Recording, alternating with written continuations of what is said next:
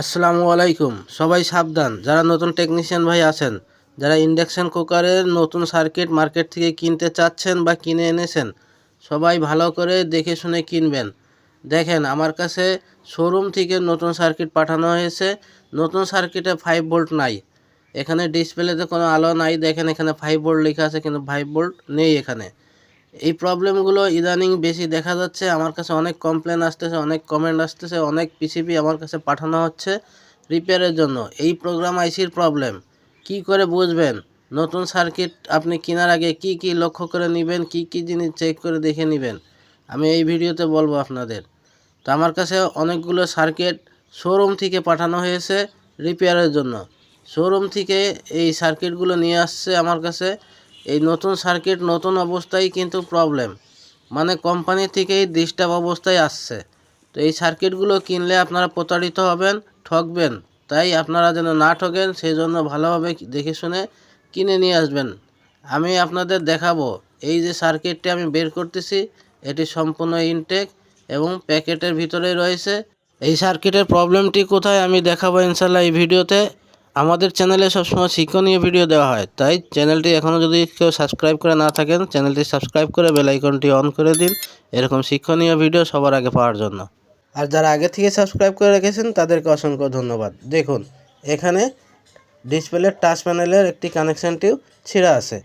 এই কানেকশানটি একেবারে প্রিন্ট সহ উঠে গেছে। কম দামের এই পিসিবিগুলোর গুণগত মান দেখে কিনবেন এবং কম দামের পিসিবি কিনবেন না, প্রতারিত হবেন না।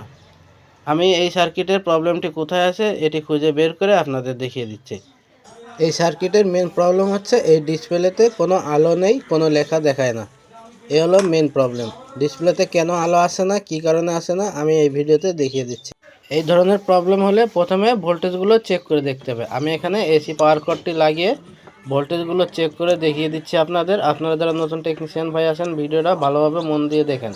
এখানে 5 ভোল্ট চেক করব, এখানে 18 ভোল্ট চেক করব, এবং এই যে ড্রাইভ সেকশন, এখানে 18 থেকে 19 ভোল্ট থাকতে হবে, এখানে 330 ভোল্ট থাকতে হবে, এই পাওয়ার সেকশনে 330 ভোল্ট থাকতে হবে, এবং কয়লার ইনপুট আউটপুটে 330 ভোল্ট থাকতে হবে। তো এই ভোল্টেজগুলো ঠিক আছে কিনা প্রথমে চেক করে দেখে নিব। এই সার্কিট রিপেয়ার করা শিখতে চাইলে আগে ভোল্টেজ চেক করা শিখতে হবে, কোথায় কত ভোল্টেজ থাকে সেগুলো জানতে হবে। তো আমি দেখিয়ে দিচ্ছি, আপনারা দেখুন। আগে আমরা পাওয়ার সেকশনের ভোল্টেজগুলো চেক করব। পাওয়ার সেকশনে 18 ভোল্ট এবং 5 ভোল্ট, 9 ভোল্ট, 11 ভোল্ট এগুলো ঠিকমতো আছে কি নাই সেগুলো আমরা চেক করব। এই ভোল্টেজ চেক করার জন্য প্রথমে আমরা মিটারে যে দুইটা তার হয়ে থাকে, একটি কালো আর একটি লাল, সেই তার দুটো কোথায় কীভাবে ধরতে হয় আমি দেখিয়ে দিচ্ছি। মিটারের যে কালো তারটি আছে এটি ধরবেন এই সার্কিটের আইজিবিটির যে ইমিটার আছে, এই ইমিটারটি হচ্ছে গ্রাউন্ড, মানে নেগেটিভ কানেকশান। তো আমি এখানে দেখেন কালো তারটি আইজিবিটির নেগেটিভে ধরেছি, আর মিটারের যে লাল কানেকশানটি আছে এই লাল কানেকশানটি ধরেছি এই সার্কিটের পাওয়ার সেকশনের যে আইসি আছে, আইসির ইনপুট কানেকশানে। এই পাওয়ার আইসির 5, 6, 7, 8 এই 4টা লেগ শর্ট করা থাকে। এই 4টা লেগের নাম হচ্ছে ড্রেন।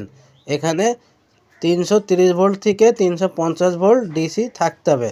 তো এটি আছে কি না আমি চেক করে দেখিয়ে দিচ্ছি। দেখুন, এখানে 354 ভোল্ট দেখাচ্ছে, তার মানে এখানে ভোল্টেজ ওকে আছে। এখন আমাদের চেক করতে হবে কয়েলের ইনপুট ভোল্টেজ। দেখেন, এখানে 323 ভোল্ট দেখাচ্ছে, তার মানে এখানে ভোল্টেজ ওকে আছে। এখানে 820 কে রেজিস্ট্যান্সে 323 ভোল্ট ঢুকবে, আউটপুট হবে 1 ভোল্ট থেকে 3 ভোল্ট পর্যন্ত। তো এখানে 323 ভোল্ট ঢুকতেছে, আউটপুট হচ্ছে 11 ভোল্টের উপরে। এখানে একটু প্রবলেম আমি পাচ্ছি, এত ভোল্টেজ আউটপুট হবে না। এখন দেখব কুলিং ফ্যানের জ্যাকে 18 ভোল্ট থেকে 20 ভোল্ট থাকার কথা সেটি আছে কি না। দেখেন, এখানে 19 ভোল্ট দেখাচ্ছে, এখানে ভোল্টেজ ওকে আছে। এখন আমরা চেক করে দেখব ডিসপ্লেতে যে 5 ভোল্ট যায় সেই 5 ভোল্ট ওকে আছে কি না। তো আমি আপনাদের ভালোভাবে বুঝিয়ে দেওয়ার চেষ্টা করতেছি। দেখেন, এই যে জ্যাক, এই জ্যাকের মাধ্যমে এখান থেকে 5 ভোল্ট প্লাস এবং মাইনাস এই ডিসপ্লেতে আসে। এই ডিসপ্লেতে 5 ভোল্ট না আসলে ডিসপ্লে অন হবে না। এই যে জ্যাকটি লাগানোর পরে এখানে ডিসপ্লেতে 5 ভোল্ট আসতে হবে, 5 ভোল্ট আসলে তারপরে এই আইসি কাজ করবে এবং এখানে ডিসপ্লেতে আলো আসবে।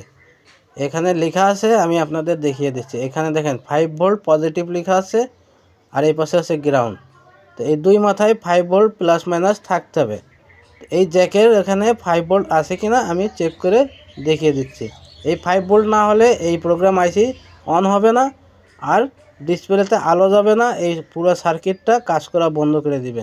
5 ভোল্টের যে রেগুলেটর আইসি আছে, এই রেগুলেটর আইসির 1 নাম্বার লেগ থেকে 5 ভোল্ট পজিটিভ আউটপুট হয় আর 3 নাম্বার লেগে 8 ভোল্ট থেকে 11 ভোল্ট পর্যন্ত পজিটিভ ইনপুট হয়। তা আমরা এখানে ইনপুট ভোল্টেজ পাচ্ছি 8 ভোল্ট 8.53, মানে 8.5 ভোল্ট ইনপুট হচ্ছে পজিটিভ, এই ভোল্টেজটা ওকে আছে। এখন দেখতে হবে আউটপুট 5 ভোল্ট বের হচ্ছে কিনা, কত ভোল্টেজ বের হচ্ছে এটা আমরা এখন চেক করে দেখব। দেখেন আউটপুটে 8.50 ভোল্ট দেখাচ্ছে, মানে এখানেও 8.5 ভোল্ট আউটপুট দিচ্ছে। ওরে বাবা, এই তো মারাত্মক একটি প্রবলেম পেয়েছি আমি। যেখানে 5 ভোল্ট দেখাবে সেখানে দেখাচ্ছে 8.5 ভোল্ট। তার মানে হচ্ছে এই রেগুলেটর আইসির ইনপুট ভোল্টেজ আউটপুট ভোল্টেজ একই ভোল্টেজ। আউটপুটে 5 ভোল্ট থাকার কথা, সেখানে 8.5 ভোল্ট। এর অর্থ এই রেগুলেটর আইসির 1 নাম্বার লেগ আর 3 নাম্বার লেগ শর্ট হয়ে গেছে, মানে ইনপুট আর আউটপুট শর্ট হয়ে গেছে। আর যেখানে 5 ভোল্ট যাওয়ার দরকার প্রোগ্রাম আইসি এবং ডিসপ্লে আইসিতে, সেখানে চলে গেছে 8.5 ভোল্ট। তার মানে হচ্ছে এই প্রোগ্রাম আইসি আর ডিসপ্লে আইসি শেষ। এখন আমি আপনাদের এই রেগুলেটর আইসি খুলে দেখাবো যে আসলে এই রেগুলেটর আইসি শর্ট আছে কি না। আমি এখন এই রেগুলেটর আইসি খুলে নিচ্ছি। ব্র্যান্ডের যে সার্কিটগুলো থাকে অথবা দামি যে সার্কিটগুলো মার্কেটে পাওয়া যায়, সেসব সার্কিটে এই হাই ভোল্টেজ প্রোটেকশন দেওয়া থাকে প্রোগ্রাম আইসিতে, কিন্তু এইসব লোকাল সার্কিটে প্রোটেকশন নাও থাকতে পারে। দেখেন আমি এই রেগুলেটর আইসিটি খুলে নিয়েছি। এই রেগুলেটর আইসি একেবারে শর্ট, এটি মাপারও কোনো প্রয়োজন নাই। আমি নতুন রেগুলেটর আইসি এখানে নিয়েছি, এটি আমি মাপ দিয়ে দেখিয়ে দিচ্ছি। মাঝখানে লেগ হয়ে গ্রাউন্ড, তো আমি গ্রাউন্ডে কালো ডাট ধরেছি এবং এখানে দেখেন ইনপুট আর আউটপুট, এখানে কোনো শর্ট নাই, কাটা মাঝখান পর্যন্ত উঠতেছে। যদি পুরো কাটা ডান পাশে চলে যায় তাহলে বুঝবেন শর্ট। তো আমি ভালোভাবে আপনাদের বুঝিয়ে দিচ্ছি। 3 নাম্বার লেগ, এই 3 নাম্বার লেগ হচ্ছে ইনপুট আর 1 নাম্বার লেগ হলো আউটপুট আর মাঝখানে থাকে গ্রাউন্ড। এখন আমি এই নতুন রেগুলেটর আইসি লাগিয়ে ভোল্টেজ চেক করে দেখাবো যে 5 ভোল্ট এখান থেকে বের হচ্ছে কিনা। ব্র্যান্ডের যে কোম্পানির ইন্ডাকশান চুলা থাকে, সেই সব ইন্ডাকশান চুলার যে সার্কিটগুলো থাকে, সেই সব সার্কিটের যে আইসি থাকে, আইসিতে স্ট্যান্ড বাই থাকে, স্ট্যান্ড বাই সিস্টেম করা থাকে। 5 ভোল্টের জায়গায় যদি ভোল্টেজ বেশি যায় তাহলে আইসি অটোমেটিক স্ট্যান্ড বাই মোডে থাকবে, 5 ভোল্ট না যাওয়া পর্যন্ত ওপেন হবে না এবং চালু হবে না। এখন আমি এখানে 5 ভোল্ট দিব, 5 ভোল্ট দেওয়ার পরে যদি চালু হয় তাহলে বুঝবো প্রোটেকশন ছিল। আর যদি 5 ভোল্ট দেওয়ার পরেও প্রোগ্রাম আইসিতে যদি কাজ না করে, ডিসপ্লেতে আলো যদি না হয়, তাহলে বুঝতে হবে এখানে কোনো প্রোটেকশনের ব্যবস্থা নেই। তো দেখেন আমি রেগুলেটর আইসি এখানে সোল্ডারিং করে দিয়েছি, এখানে যেন কোনো স্পট না পড়ে সেইভাবে আমি এখানে সোল্ডারিং করেছি। এখন আমি ভোল্টেজ চেক করে আপনাদের দেখাবো। এর ইনপুট ভোল্টেজ হবে 8 ভোল্টের মতো আর আউটপুট হবে 5 ভোল্ট। এখানে ইনপুট হচ্ছে 8 ভোল্ট আর আউটপুট হচ্ছে 5 ভোল্ট। আগে দেখাচ্ছিল 8.5 ভোল্ট, এখন 5 ভোল্ট চলে আসছে। এখানে ভোল্টেজ এখন ওকে হয়ে গেছে। যদি আইসি ভালো থাকে তাহলে ডিসপ্লেতে আলো চলে আসবে ইনশাআল্লাহ। তো আমি এখানে ডিসপ্লে সংযোগ করে দিচ্ছি, দেখবেন যে ডিসপ্লেতে আলো আসে কি না। ডিসপ্লের যে টাচপ্যাডের কানেকশান আছে এটি আমি খুলে দিয়েছি, শুধু ডিসপ্লেতে আলো আসে কি না চেক করব। এখন আমি পাওয়ার কর্ডটি লাগিয়ে দিচ্ছি। দেখুন পাওয়ার কর্ড লাগানোর পরেও ডিসপ্লেতে কোনো আলো আসেনি। এর মানে হচ্ছে 5 ভোল্টের জায়গায় 8.5 ভোল্ট যাওয়াতে প্রোগ্রাম আইসি শেষ, ডিসপ্লে আইসিও শেষ। আর প্রোগ্রাম আইসি ডিসপ্লে আইসি যদি নষ্ট হয়ে যায়, এই ইন্ডাকশান কুকারের সার্কিট রিপেয়ার করার মতো থাকে না, কারণ মার্কেটে এই আইসিগুলো পাওয়া যায় না। তো এই ভুলগুলো আপনারা কেউ করবেন না। মার্কেট থেকে নতুন সার্কিট কেনার আগে ভালো করে চেক করে দোকানদারের কাছ থেকে নিয়ে আসবেন। আমাদের এখানে ইন্ডাকশান কুকার রিপেয়ারিংয়ের কোর্স করানো হয়, মানে ইন্ডাকশান কুকার মেরামতের কাজ শেখানো হয়। যারা কাজ শিখতে আগ্রহী আছেন ডিসপ্লেতে দেখানো নাম্বারে রিং দিয়ে বিস্তারিত জেনে নেবেন। তো এই ছিল আজকের ভিডিওটা ভালো লাগলে ভিডিওতে লাইক দিয়ে শেয়ার করে দিবেন। আর চ্যানেলে নতুন হয়ে থাকলে চ্যানেলটি সাবস্ক্রাইব করে বেল আইকনটি অন করে দিবেন। সবাই সুস্থ থাকবেন, ভালো থাকবেন। আবার দেখা হবে নতুন কোনো শিক্ষণীয় ভিডিওর সাথে। আল্লাহ হাফেজ।